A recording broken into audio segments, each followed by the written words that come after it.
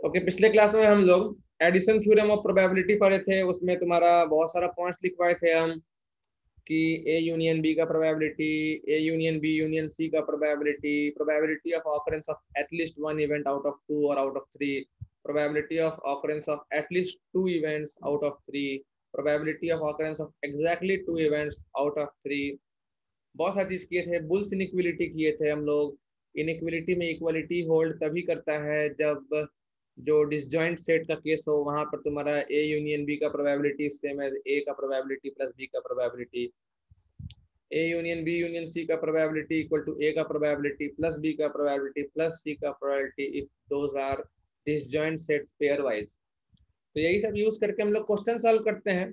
Time रहेगा तो conditional probability start करेंगे, नहीं तो नहीं करेंगे।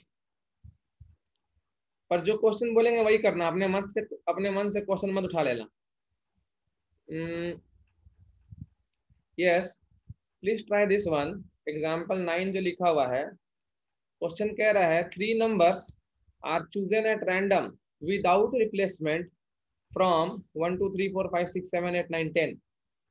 What is the probability that minimum of the chosen number is 3 or their maximum is 7? क्या प्रोबेबिलिटी है कि चुना हुआ जो नंबर है, 3 नंबर, उनका मिनिमम 3 होगा या फिर मैक्सिमम 7 होगा? Please solve this one in 2 to 3 minutes. इस क्वेश्चन में हम लोग थोड़ा यहाँ ध्यान देंगे। दो इवेंट का बात हो रहा है, minimum of the chosen number is 3 या फिर maximum of the chosen number is 7. So we have to focus on do two events, और दो इवेंट हम लोग ए और बी मान लेते हैं।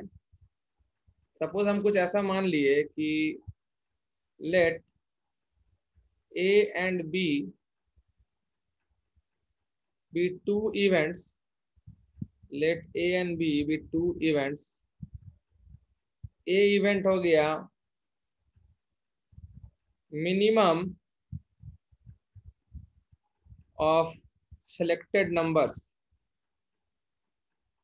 minimum of selected numbers is 3. B event हो गया maximum of selected numbers is 7. Maximum of selected numbers is 7. So total number of ways of selecting three numbers, total number of ways of selecting any three numbers out of 10, this will be 10C3.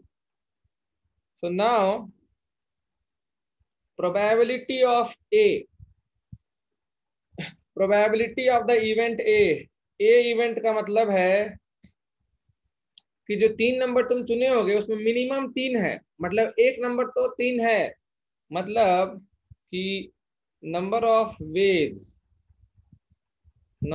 Ways of selecting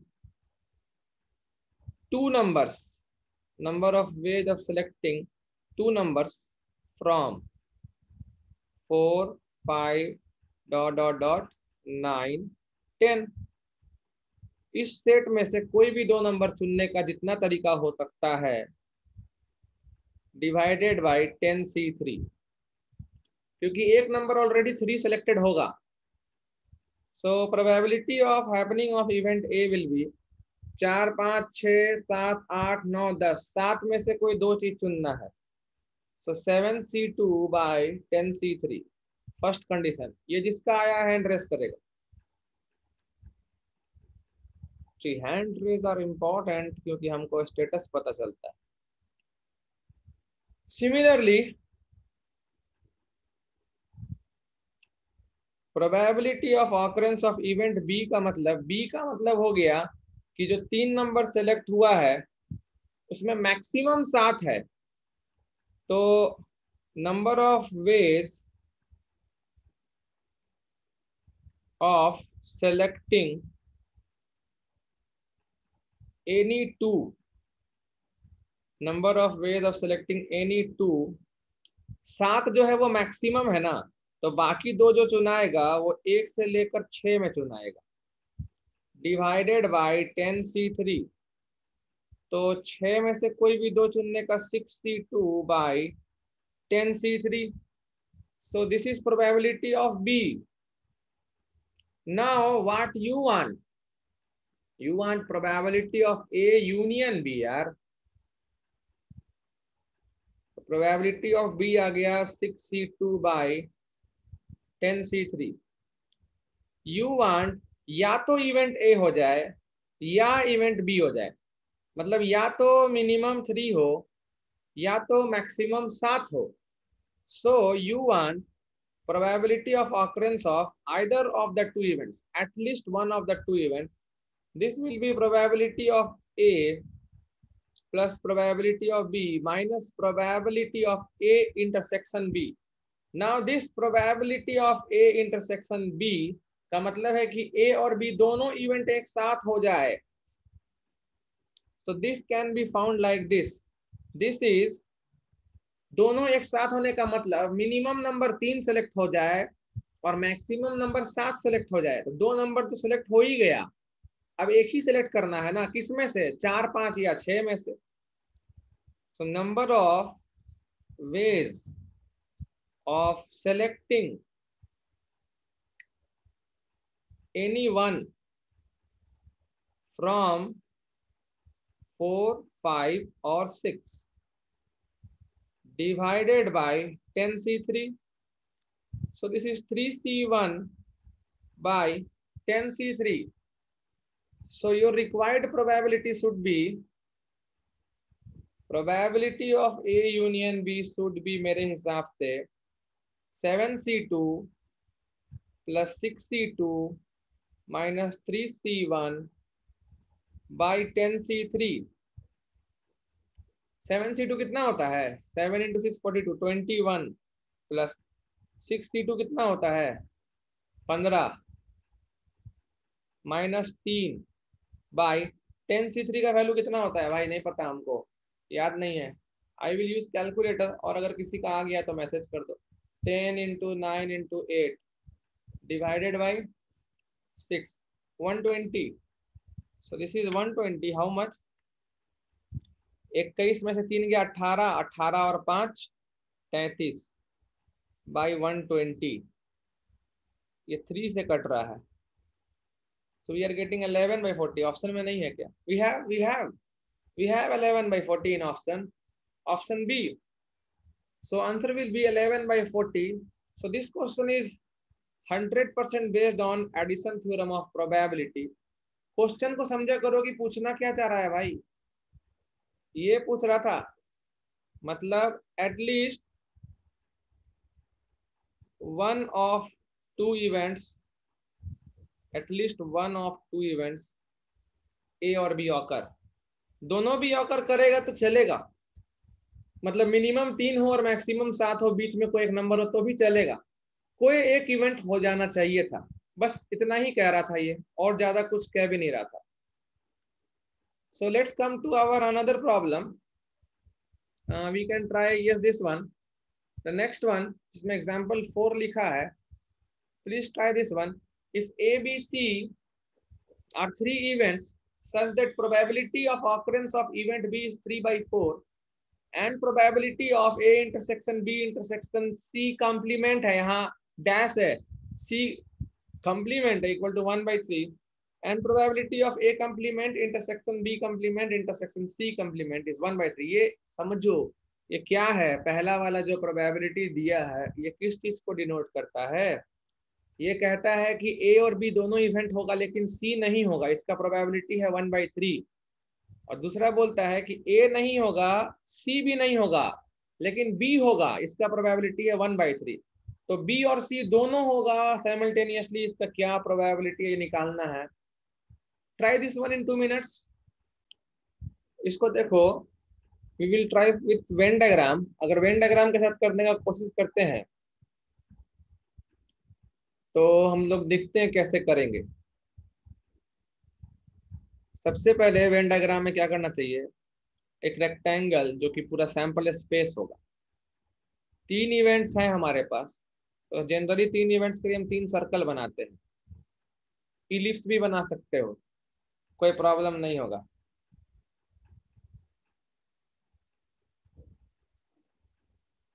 okay, now wait a minute. Okay, तो 3 event हम लोग दिखा देते हैं। ये suppose मेरा event A हो गया, ये सर्कल, ये इवेंट मेरा बी हो गया, और ये इवेंट मेरा सी हो गया, और ये पूरा इवेंट मेरा सैंपल स्पेस हो गया। सी, वेन डायग्राम जो है वो बहुत ही अच्छा चीज है, पर कभी कभी सवाल बनता नहीं है इससे, किस्मत। बोल रहा है बी का होने का प्रोबेबिलिटी 3/4 है, तो सैंपल स्पेस होने का प्रोबेबिलिटी हम लोग 1 मान लेते हैं। तो जो भी प्रोबेबिलिटी दिया है वो रेस्पेक्टिव फ्रैक्शन उस इवेंट के अंदर हम डाल देंगे। तो बी का होने का प्रोबेबिलिटी 3/4 है, फाइन। मतलब बी वाले पूरे एंटायर सर्कल में हमारा 3/4 आएगा, बी वाला एंटायर में, पूरा बी में, पूरा बी में ये सब आ जाता है। ये पूरा सर्कल होने का प्रोबेबिलिटी 3/4 है। आगे क्या बोला, ए और बी का होना लेकिन सी का नहीं होना का प्रोबेबिलिटी 1/3 है। ए और बी का होना मतलब कि ए और बी में जो कॉमन है पार्ट, इस पार्ट का बात हो रहा है, लेकिन सी नहीं होना चाहिए। तो जो तीनों में कॉमन है वो नहीं होना चाहिए रे भाई, इस पार्ट का बात कर रहा है वो। ये वाले पार्ट का जो इवेंट है, इसका प्रोबेबिलिटी दिया हुआ है 1/3। चलो ठीक है, आगे। ए का नहीं होना, बी का होना और सी का नहीं होना। मतलब ए और सी दोनों का नहीं होना लेकिन बी का होना। ये पार्ट देखते हैं, बी का होना तो बी वाले सर्कल में आएगा, और ए का नहीं होना और सी का भी नहीं होना। ट्राई टू अंडरस्टैंड, ए का नहीं होना और सी का भी नहीं होना, so it's indicating for this part. Basically तुम देख लो, ए का नहीं होना मतलब ए इवेंट नहीं होगा, सी का नहीं होना मतलब सी इवेंट नहीं होगा, और बी का होना मतलब बी होगा। मतलब तीनों इवेंट में से एग्जैक्टली एक इवेंट होगा और वो भी बी होगा, उसका प्रोबेबिलिटी 1/3 है। तो इस ग्रीन वाले पार्ट का प्रोबेबिलिटी 1/3 दिया है। पूछा है बी इंटरसेक्शन सी का प्रोबेबिलिटी, मतलब बी और सी दोनों का होना। सो इजी, बी और सी दोनों का होना हम ब्लैक कलर से सेट करेंगे, मेरा मन। नहीं, हम ब्लैक से नहीं सेट करेंगे, हम उसको पिंक से सेट करेंगे, मेरा मन। तो बी और सी दोनों का होना का मतलब है ये वाले रीजन का बात कर रहा है। So simple, so implies probability of occurrence of B and C, पूरा का पूरा प्रोबेबिलिटी ऑफ बी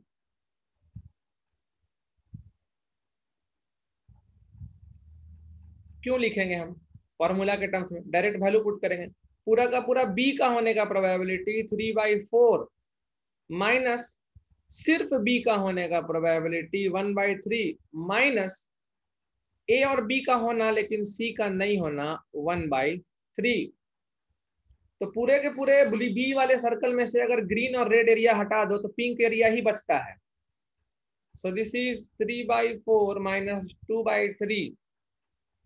एलसीएम 12 लेंगे, 9 - 8 1/12। वाह, वेन डायग्राम तो जबरदस्त लगा दिए। सो 1/12 होगा probability, but do without Venn diagram. So this was basic method यार, this is method 1, first class method है ये। वेन डायग्राम अगर लग जाता है फिर तो कोई टेंशन ही नहीं है। This is method of Venn diagram. कभी कभी क्या होता है ना, डेटा ऐसे देता है कि वेन डायग्राम फंस जाता है, उसमें बहुत सारे वेरिएबल्स आने लगते हैं या बहुत सारा इक्वेशंस आने लगता है। I am looking for some perfect well defined method जो कि वेन डायग्राम के बिना बना दे क्वेश्चन को। तुम लोग वैसे करेंगे। Now see how to do without Venn diagram. जो डेटा दिया है तुम लोग सेट थ्योरी से भागते हो, ये हम देख लिए हैं, कोई प्रॉब्लम भी नहीं है। भागो, प्रोबेबिलिटी ऑफ बी 3/4 दिया है, probability of occurrence of A and B but not of C 1/3 दिया है, और probability of occurrence of only B ये भी 1/3 दिया है, और तुमसे पूछा है probability of B intersection C. ठीक है, तो बी इंटरसेक्शन सी अगर निकालना है और बी का प्रोबेबिलिटी दिया हुआ है, देखो set theory is important one, इतना तो क्लियर है कि सेट्स हम अलग से रिवाइज कराएंगे तुम्हारा। बी में क्या घटाया जाए कि बी इंटरसेक्शन सी आ जाए, चेक इट। बी में, पूरे बी में क्या घटाया जाए कि बी इंटरसेक्शन सी आ जाए, कॉमन सा क्वेश्चन है। बी में क्या घटाया जाए कि बी इंटरसेक्शन सी आ जाए, please think. Simple, B intersection C dash B में हो पर सी में ना हो। Are you getting me? B में हो पर सी में ना हो। I will show you by another fresh Venn diagram, but we will not do it by Venn diagram. Venn diagram से करने का मेथड तुम लोग को आता है। सपोज 3-3 बनाएंगे, A B and say this is C, ये बी और ये A. You want B intersection C, तो बी इंटरसेक्शन सी ये पूरा रीजन है, ठीक है। और जो अब हम ग्रीन कलर से दिखाएंगे तुमको, वो अगर बी में घटा दोगे ना तो तुम्हारा आंसर आ जाएगा। ये एंटायर पार्ट जो है तुम्हारा green, this green can be written like this ना, B intersection C complement. If yes please raise hand. B में है पर सी में नहीं है, so our method tells like this. So probability of occurrence of B intersection C can be written as probability of B minus probability of B intersection C complement. So now probability of B पता है, ये अगर निकल जाए तो हमारा question बन जाएगा। और दिया हुआ ये दोनों डेटा ध्यान से देखो, ये दोनों के टर्म्स में तुम बी इंटरसेक्शन सी कंप्लीमेंट लिख सकते हो। कैसे? बी इंटरसेक्शन सी कंप्लीमेंट को क्या हम ऐसा लिख सकते हैं, मैसेज आया कुछ, ओके साबी, वेरी गुड। अगर तुम लिख लियो, very good, very very good. Now this can be written as probability of, आराम से समझना, हड़बड़ाना मत, A union A complement. Step by step लिखेंगे रे भाई, थक जाओगे तुम लोग। प्रोबेबिलिटी ऑफ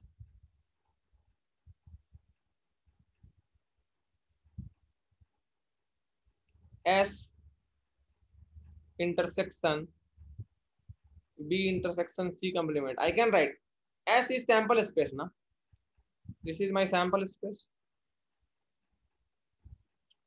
किसी भी सेट को हम उस सेट और सैंपल स्पेस का इंटरसेक्शन के फॉर्म में लिख सकते हैं। So probability of B intersection C complement will be, S को हम लिखेंगे ए यूनियन ए कंप्लीमेंट, लिख सकते हैं। Both are exhaustive sets, mutually exclusive भी है। इसका intersection B intersection C complement के साथ, एस को बस लिखे हैं हम लोग A union A complement. Now this can be written as we have sets rule, इसको हम लिख सकते हैं A intersection B intersection C complement union A complement intersection B complement intersection C complement. Region, we have region यार, ये region तो sets में पढ़ना होता है। These are also de Moivre's theorem, probability of, अगर ए इंटरसेक्शन, सॉरी,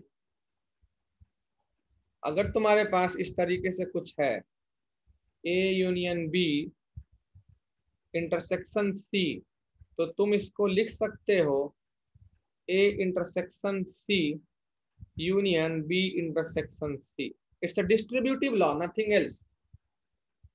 तो अब देखो, इसमें भी कोई डाउट नहीं होना चाहिए तुम्हारा कि दीज आर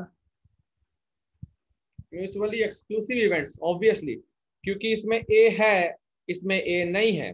इसमें जैसे ही इसमें ए है और इसमें ए नहीं है, वैसे ही म्यूचुअली एक्सक्लूसिव हो गया, बाकी खत्म, फिर तो कुछ सोचना ही नहीं है हम लोग को।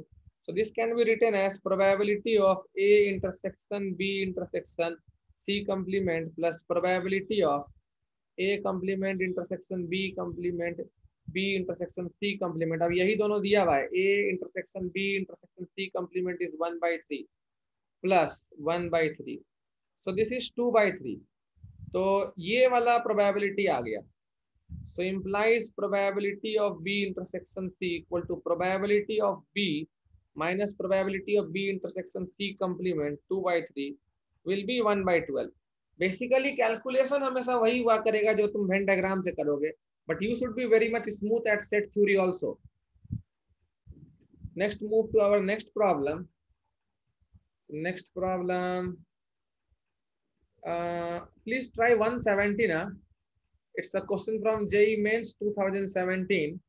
उसके बाद बाकी करेंगे।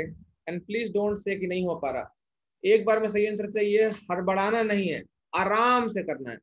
For 3 events A B and C, probability of exactly one of A और B occurs equal to probability of exactly one of B और C occurs equal to probability of exactly one of C और A occurs equal to, तीनों probability 1/4 दिया है, मतलब ए और B में exactly एक कोई होगा, बी और सी में एग्जैक्टली कोई एक होगा, सी और ए में एग्जैक्टली कोई एक होगा, इसका प्रोबेबिलिटी 1/4 है।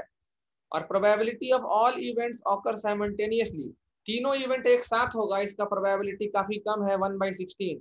तो probability that at least one of the events occur, A B और सी में से कम कोई एक इवेंट ऑकर कर जाए, इसका क्या प्रोबेबिलिटी।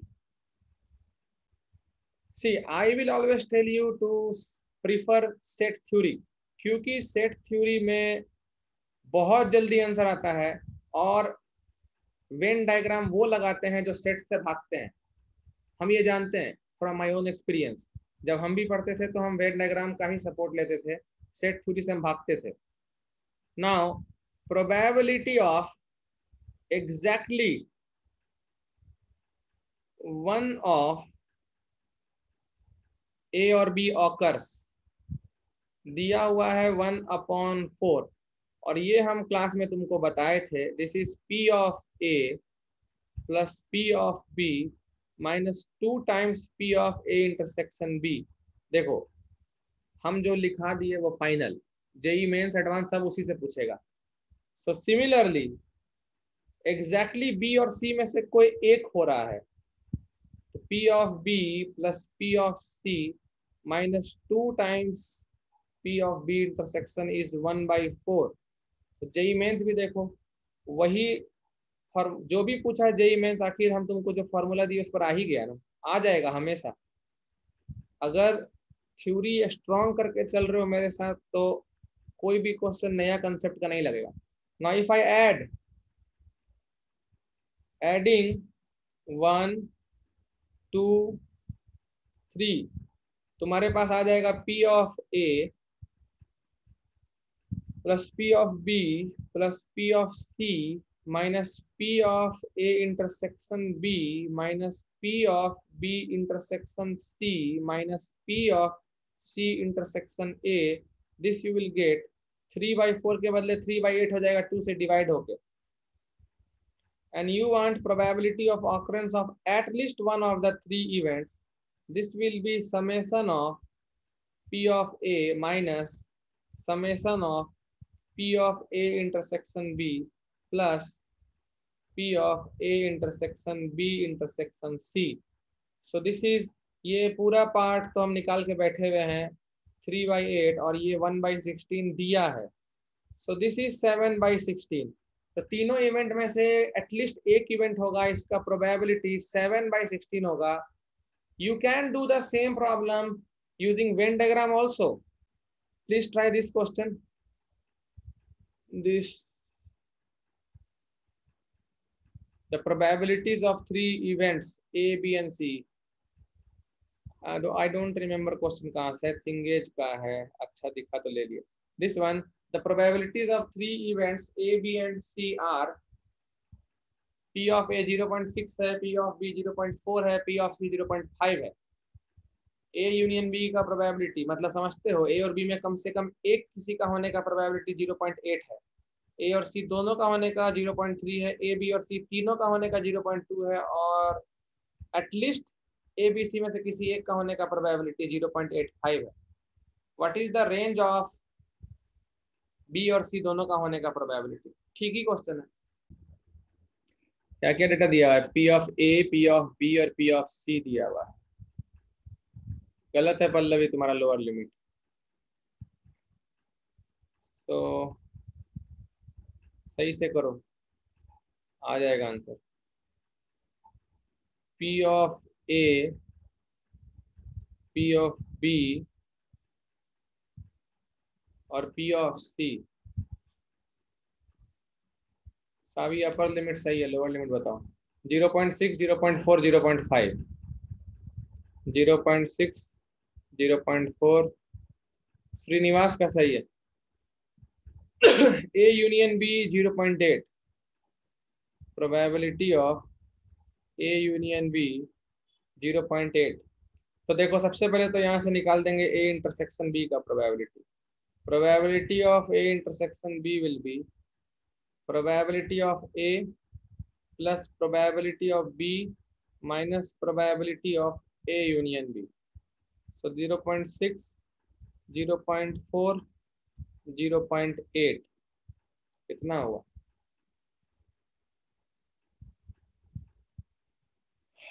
0.2।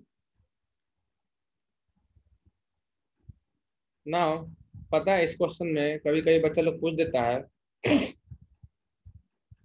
कि सर ए का होने का प्रोबेबिलिटी 0.6 है, बी का होने का प्रोबेबिलिटी 0.4 है, तो दोनों का होने का प्रोबेबिलिटी मिला के 1 हो गया, हो सकता है क्या? बाकी तुम लोग सोचो हो सकता है कि नहीं। Is it possible? यस और नो? ए इंटरसेक्शन सी का भी दिया हुआ है, probability of A intersection C दिया हुआ है 0.3 और probability of A intersection B intersection C दिया है 0.2। Yes Saavi?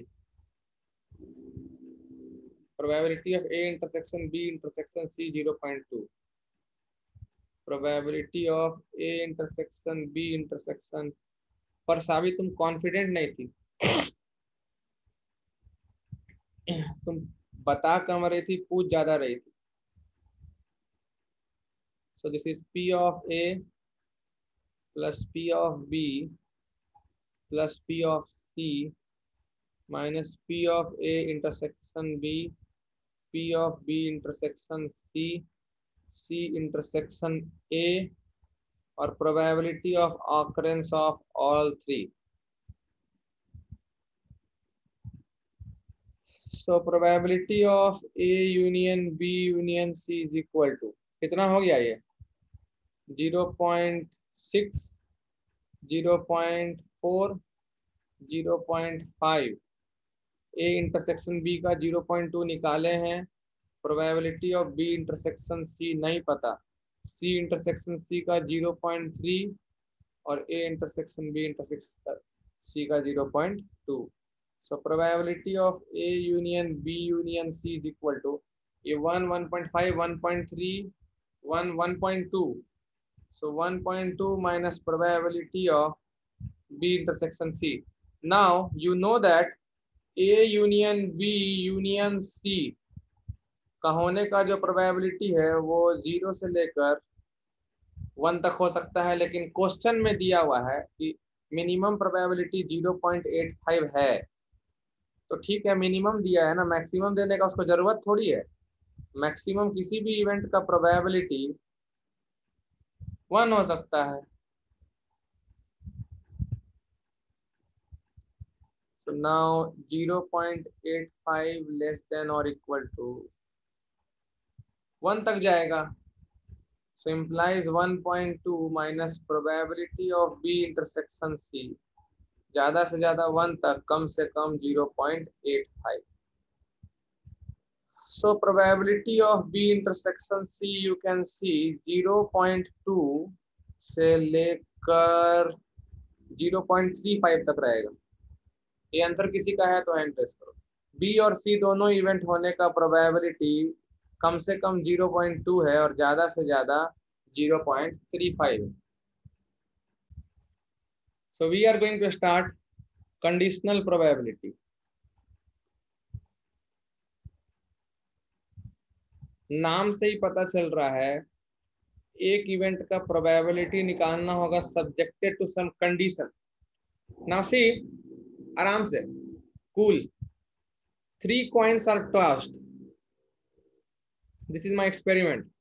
3 coins are tossed simultaneously.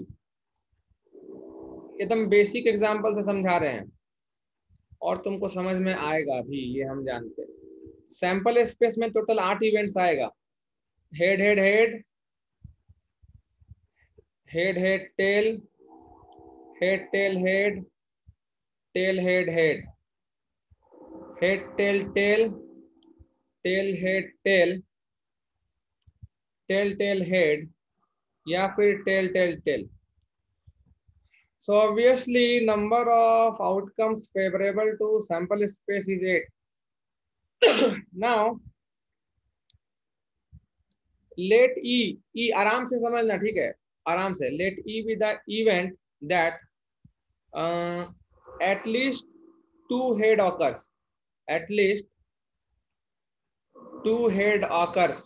At least 2 head occurs. और F जो इवेंट है वो है कि first coin shows tail. First coin shows tail. Now E event में क्या क्या फेवरेबल आउटकम्स आएगा? कम से कम 2 हेड आना चाहिए. कम से कम 2 मतलब 3 हेड भी आ सकता है. This is okay, this is okay, this is okay and this is okay, fine.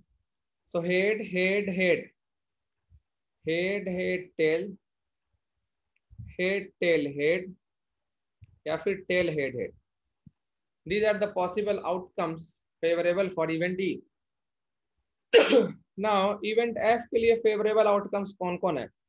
First coin shows tail. पहले कॉइन में टेल होना चाहिए. 1 2 3 again 4, fine. So tail head head, tail head tail, tail tail head, tail tail tail. तो अगर तुमसे ये पूछा जाए कि what is the probability of occurrence of event E, will be obviously number of outcomes favorable to E by number of outcomes favorable to sample space. So answer will be 4/8 equal to half. अगर तुमसे पूछा जाए what is the probability of occurrence of event F, so number of outcomes favorable to F by number of outcomes favorable to sample space, so 4/8 equal to half. Now जो हम पूछ रहे हैं उसका जवाब दो ध्यान से. अगर तुमसे कोई पूछे what is the probability, what is the probability that event E will occur, event E will occur given that event F has already occurred, given that F has already occurred. बोल रहा है अगर तुमको ये बता दिया है कि F इवेंट हुआ है, ये F इवेंट हुआ है, तो क्या चांस था कि E भी हुआ होगा? What is the probability of occurrence of E provided that F has already occurred? तो जो नॉर्मल प्रोबेबिलिटी था ई का होने का हाफ, क्या प्रोबेबिलिटी वही रहेगा या चेंज होगा? आंसर में Nimish your answer is correct 1/4। Saavi your answer is wrong 1/8। Question है 3 सिक्का उछाला गया था और ये देखा गया कि पहले सिक्के पर टेल आया है, तो क्या प्रोबेबिलिटी है कि कम से कम 2 हेड आया होगा? तो ट्राई टू थिंक, जो तुम्हारे लिए फेवरेबल आउटकम है वो ई और एफ का कॉमन एलिमेंट होगा, क्योंकि एफ में वो है जिसमें पहले पे टेल आया होगा और ई में वो है जिसमें कम से कम 2 हेड होंगे। और तुमको बोला गया है कि एफ इवेंट हो चुका है, मतलब पहला कॉइन पर टेल दिख रहा है, क्या चांस है कि कम से कम 2 हेड आया होगा? मतलब तुमको ऐसा सारा पॉसिबल आउटकम्स ढूंढ ढूंढ के निकालो जिसमें पहले पर टेल आया होगा और तीनों आउटकम्स में कम से कम किसी 2 आउटकम पर हेड आया होगा। तो भैया जब पहला पर टेल आइए गया है तो तीनों में तो हेड आ नहीं सकता, जो एटलीस्ट 2 हेड बोल रहा है वो एग्जैक्टली 2 हेड में चेंज कर जाएगा। तो ऐसा कौन सा इवेंट होगा जिसमें पहले पर टेल आया होगा और तीनों टॉस में कम से कम 2 हेड मिला होगा? ये ई और एफ का कॉमन एलिमेंट होगा पहला बात। तो फर्स्ट थिंग ये हुआ कि अब हमारे लिए जो फेवरेबल आउटकम्स हैं वो ई और एफ दोनों का कॉमन आउटकम है। Is it clear? Send me yes if it is clear. And the sample space will reduce to event F. अब सैंपल स्पेस में 8 एलिमेंट है ही नहीं, अब सैंपल स्पेस में सिर्फ 4 एलिमेंट है। वो 4 एलिमेंट एफ का एलिमेंट है, क्योंकि ऑलरेडी क्वेश्चन में बोल दिया है कि एफ ऑकर कर चुका है। अब बताइए कि ई ऑकर होने का क्या चांस है? मतलब आपको आठों का आठों एलिमेंट देखने का जरूरत है ही नहीं। Your required probability of occurrence of E provided that event F has already awkward will be total number of outcomes which is favorable to both E and F divided by total number of outcomes favorable to event F. Is it okay? Definitely it must be okay. So अगर तुमसे ये कोई question पूछता है कि what is the probability that event E will occur given that F has already occurred, our direct answer should be probability equal to number of outcomes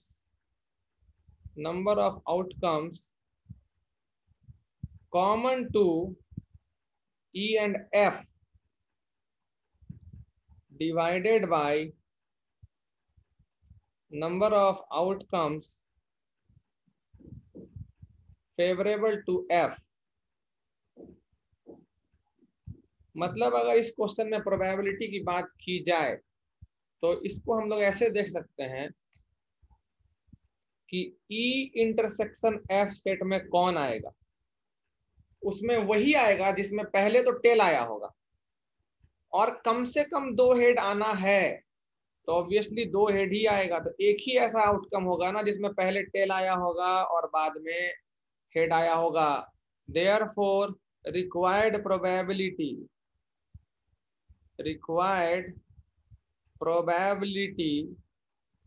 will be equal to number of outcomes favorable to E and F both by number of outcomes favorable to both.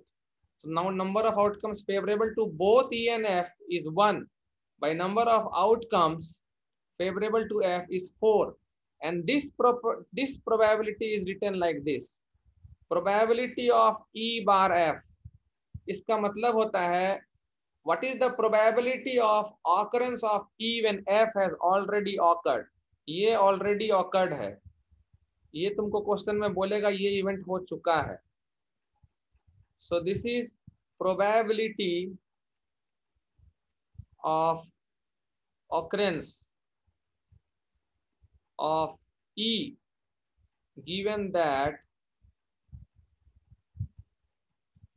F has already occurred। F has already occurred। सावी तुम क्या गलती की थी समझ गई? 1/8 answer क्यों दी हो तुम सैंपल स्पेस वही रख दी ना। तुम्हारा तो क्वेश्चन सीधा सीधी पता है क्या हो गया? तुम्हारा क्वेश्चन हो गया कि 3 सिक्का उछाला गया, क्या प्रोबेबिलिटी है कि पहला टेल होगा और कम से कम 2 हेड होगा, बस इतना ही क्वेश्चन है तुम्हारा। तो उसमें तो एक ही इवेंट हो जाएगा फेवरेबल THH, लेकिन तुम ये ध्यान ही नहीं दी कि F हैज ऑलरेडी ऑकर्ड बोला है। इसका मतलब है कि सैंपल स्पेस रिड्यूस हो जाएगा, सैंपल स्पेस गेट्स रिड्यूस्ड। तो यहां से हम एक और चीज देख सकते हैं, now probability of occurrence of E when F has already occurred is number of elements favorable to E and F both by number of elements favorable to both. If I divide by sample space, so this is probability of occurrence of E and F both by probability of occurrence of both. This is the formula for finding conditional probability of E subjected to condition F has already occurred, probability of E intersection F by probability of F. This is the formula of conditional probability. Similarly, अगर बोलेगा probability of occurrence of F when E has already occurred, this will be probability of occurrence of E intersection F by probability of occurrence of E.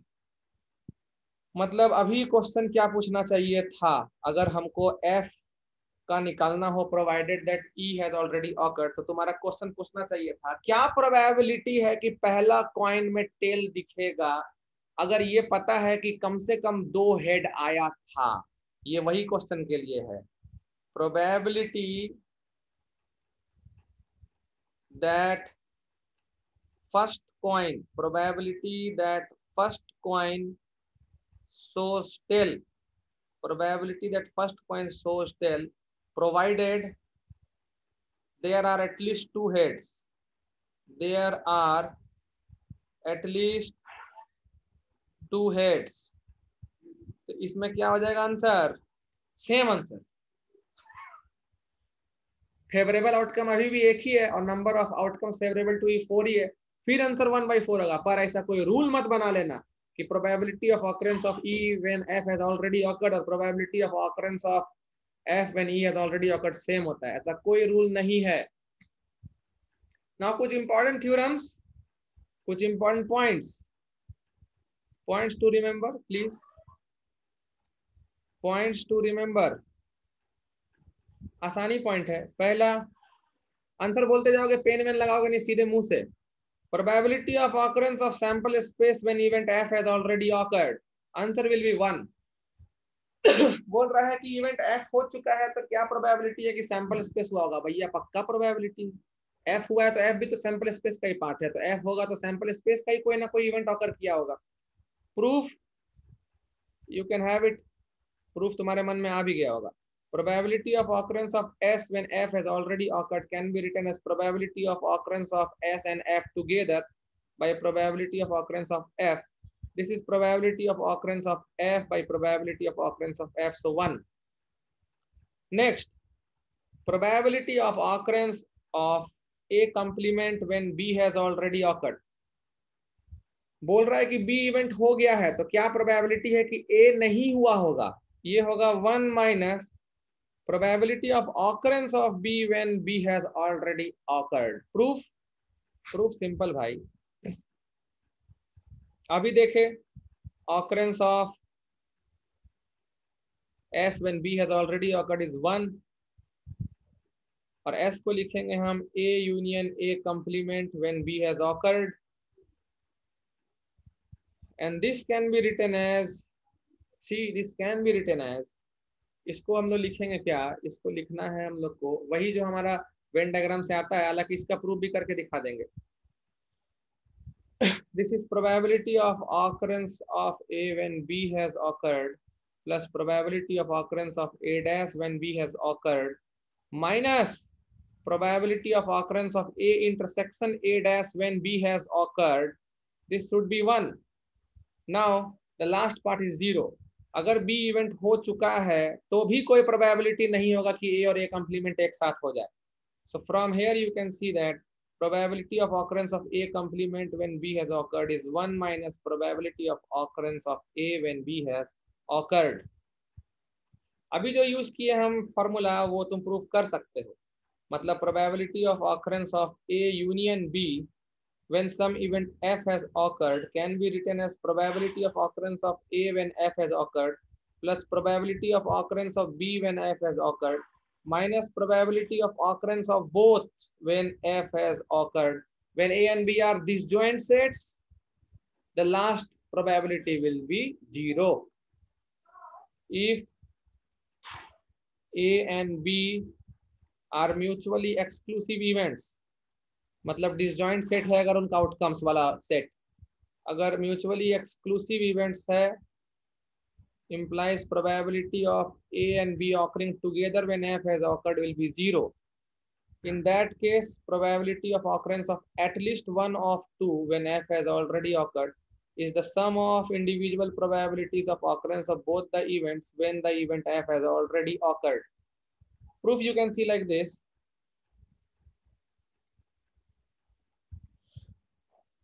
We will go by the basics. Probability of occurrence of A union B when F has occurred will be written as probability of A union B or F में common element by probability of F. Now using set theory, I can write this. Probability of A intersection F union B intersection F by probability of F. Now again, ये भी एक तरह से तुम्हारा probability of A union B ही है, ये हो जाएगा probability of A plus probability of B minus probability of A intersection B, मतलब तीनों का common part, divided by probability of F. Now separate them and you see three conditional probabilities. Probability of occurrence of A when F has occurred, A intersection F वाला, probability of occurrence of B when F has occurred, minus probability of occurrence of A and B together when F has occurred. So this is the formula for probability of occurrence of at least one of the two events when an event F has already occurred. Now next, ये समझना थोड़ा अच्छा point दे रहे हैं. Fourth point, multiplication rule of probability. Multiplication rule of probability, इसको थोड़ा ध्यान से देखना. Probability of occurrence of E when F has occurred can be written as probability of occurrence of both by probability of occurrence of F, and probability of occurrence of F when E has already occurred can be written as probability of occurrence of both by probability of occurrence of E. When you cross multiply, you will get probability of occurrence of E and F is same as probability of occurrence of F into probability of occurrence of E when F has occurred, or you can write from here probability of occurrence of E into probability of occurrence of F when E. This is quite obvious. अगर दो event होना है तो दोनों का होने का probability क्या होगा? पहले का होने का प्रोबेबिलिटी इनटू उसके हो जाने के बाद दूसरे का होने का क्या चांस है, क्योंकि एक के होने से दूसरा का होना डिपेंड करता है. If you are getting this please raise hand. एक का होने से दूसरे का होना डिपेंड करता है, तो यही फॉर्मूला बनेगा ना. And you can also understand one thing. Example देंगे इसमें, एग्जाम्पल देंगे हम तुमको. अगर example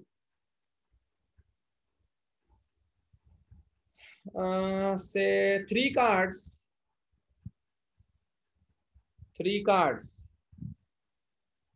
are drawn one by one. Three cards are drawn one by one without replacement. Three cards are drawn one by one without replacement. Then what is the probability? What is the probability that all three are king? All three are king. Simple example. Difficult example नहीं समझाते हैं। Now see, इसको हम लोग को events में तोड़ना चाहिए। 3 इवेंट हो रहा है तुम्हारा। E1 इवेंट है, फर्स्ट कार्ड इज किंग, पहला कार्ड जो निकला वो किंग था। दूसरा इवेंट है second card is king, second card is king. तीसरा इवेंट है थर्ड कार्ड इज किंग, तीसरा कार्ड भी किंग ही है। You know what you want, you want this, you want probability of E1 intersection E2 intersection E3। Raise hand समझ में आ रहा है तो क्या प्रोबेबिलिटी है कि तीनों कार्ड किंग है? तो answer will be written like this, कि इसको ऐसा लिख सकते हो तुम, पहला कार्ड किंग आने का क्या प्रोबेबिलिटी है, पहला कार्ड किंग आने का क्या प्रोबेबिलिटी है, इनटू पहला अगर किंग आ गया तो दूसरा किंग आने का क्या प्रोबेबिलिटी। इसको कैसे लिखोगे? ये हो जाएगा E2/E1। I hope you can understand please. पहला कार्ड किंग आने का क्या प्रोबेबिलिटी है, इनटू पहला अगर किंग आ गया तो दूसरा किंग आने का क्या प्रोबेबिलिटी है, इनटू अगर पहला दोनों किंग आ गया तो तीसरा भी किंग आने का क्या प्रोबेबिलिटी है।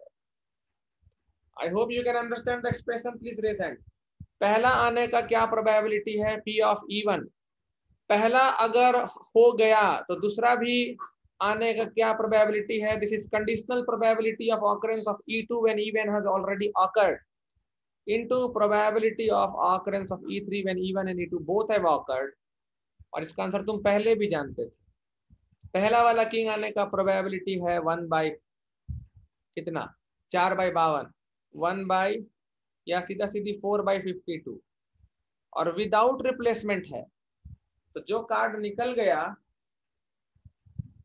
उस पर सब गेम डिपेंड करेगा। तो यहाँ केसेस बनेगा, पहला वाला अगर किंग निकला था तो अब होगा 3/51, और अगर पहला वाला किंग नहीं निकला था तो अब होगा 4/51।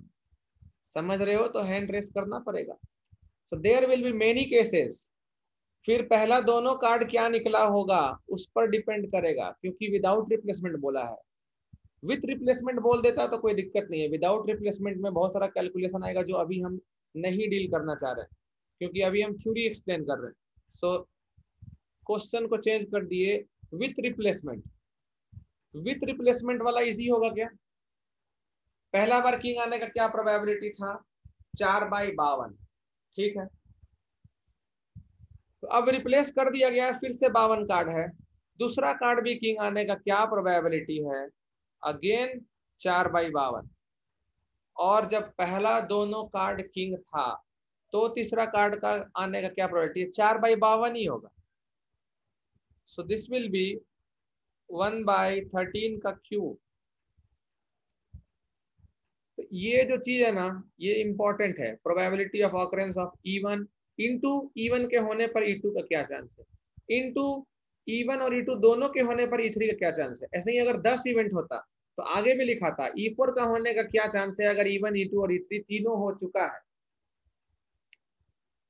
सो I am giving a problem, you try it, panic मत करना, आराम से करना।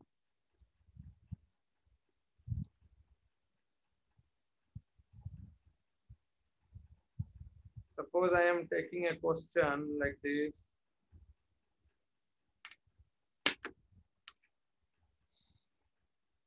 Consider the experiment. Consider the experiment of tossing a coin. Consider the experiment of tossing a coin. If the coin shows head, if the coin shows head, toss it again. और ये repeat नहीं होगा, एक ही बार के लिए है Shardul. Toss it again, but if it shows tail, if it shows tail, then throw a die, then throw a die. Find the probability, find the probability that the die, find the probability the die shows a number greater than 4, that the die shows a number greater than 4, given that there is at least one tail, given that there is at least one tail. Please solve this one. Question सीधा सा है, सिक्का एक उछाले, head आया तो फिर से उछाले, tell आया तो पासा फेंके। Okay, we are discussing. See, the question needs to be solved using tree diagram. So tossing a coin can result in what? या तो हेड आएगा या तो टेल आएगा। अगर हेड आया तो फिर से टॉस करेंगे, फिर हेड आएगा या फिर टेल आएगा। मतलब this is equivalent to event head head, this is head tell.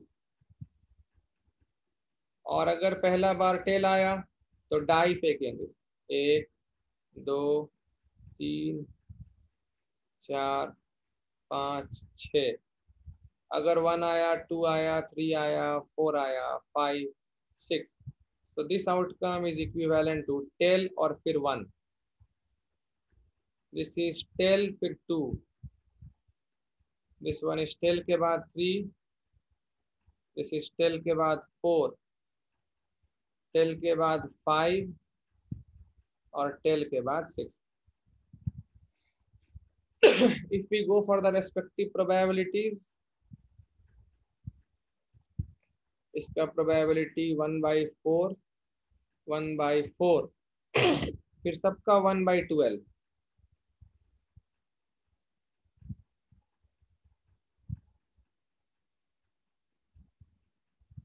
Now बोल रहा है दो इवेंट है, ई मान लेते हैं वो इवेंट जिसका प्रोबेबिलिटी निकालना होता है, और एफ उसको मानते हैं जनरली जो हो चुका है। तो ई मान लेते हैं die shows number greater than 4, die shows number greater than 4। तो फिर ई इवेंट में कौन कौन आउटकम आएगा? सिर्फ 2 आउटकम, टेल 5 और tail 6। F there is at least one tail, there is at least one tail। देखो एक एक चीज क्लियरली एग्जाम में भी लिख लिया करना, मेरा सजेशन है। एक चैप्टर के लिए तो इतना मेहनत कर सकते हो ना एग्जाम में, एक कम से कम एक टेल तो पहला वाला छोड़ के सब आ जाएगा। मतलब head tail, tail 1, tail 2, tail 3, tail 4, tail 5 and tail 6। Now what you want? You want what is the probability that the die shows a number greater than 4, given that there is at least one tail। मतलब what is the probability of occurrence of E provided F has already occurred is probability of occurrence of E intersection F by probability of occurrence of F। probability of occurrence of E intersection F का मतलब हो जाएगा 1/12 into 2। क्यों समझ गए तो hand raise कर देना। ई इंटरसेक्शन एफ में 2 ही इवेंट है और दोनों इवेंट का प्रोबेबिलिटी, इसका इवेंट का प्रोबेबिलिटी 1/12 है और इसका भी प्रोबेबिलिटी 1/12 है, तो probability of occurrence of event E will be definitely 2 × 1/12। Oh my god, यही 1/6 है। यही सब लोग आंसर बोल रहा था। छी छी छी छी छी छी। इसको डिवाइड नहीं करोगे प्रोबेबिलिटी ऑफ एफ से, और प्रोबेबिलिटी ऑफ एफ मतलब इसका तो प्रोबेबिलिटी 1/4 है, बाकी सबका probability 1/12 each. So this is 1/4 plus 1/12 × 6। This will be right answer. तो ये हो गया तुम्हारा 1/6 divided by 1/4 plus 1/2। So this is 1/6 × 3/4, तो 4/3 हो जाएगा। So 2/9.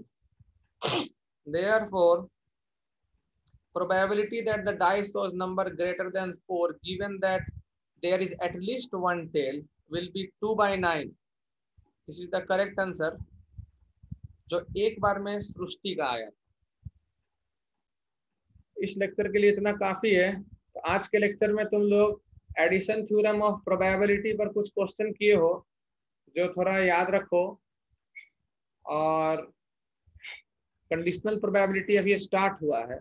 कंडीशनल प्रोबेबिलिटी निकालने का जो फॉर्मूला है ई इंटरसेक्शन एफ का प्रोबेबिलिटी बाई एफ का प्रोबेबिलिटी, और जो मल्टीप्लिकेशन थ्योरम है कि अगर तुमको दोनों को होने का प्रोबेबिलिटी निकालना है तो कोई एक का होने का प्रोबेबिलिटी इनटू एक के हो जाने पर दूसरे के होने का क्या चांस है।